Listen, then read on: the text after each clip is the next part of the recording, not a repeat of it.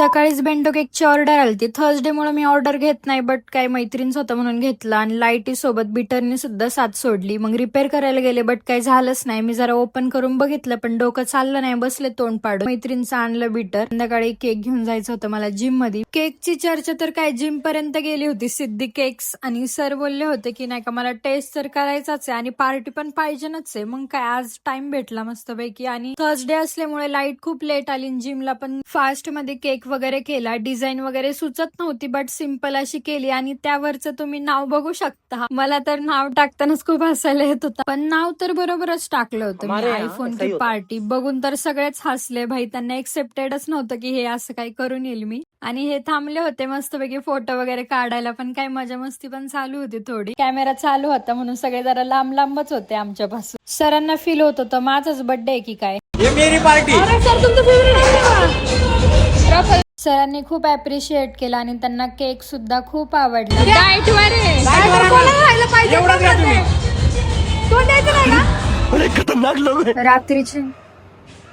रात्रीचे किती वाजले? 12 वाजलेले. आम्ही चाललो होतो एक इम्पॉर्टंट काम करायला. आता गाईज मी गाडी चालवणार आहे.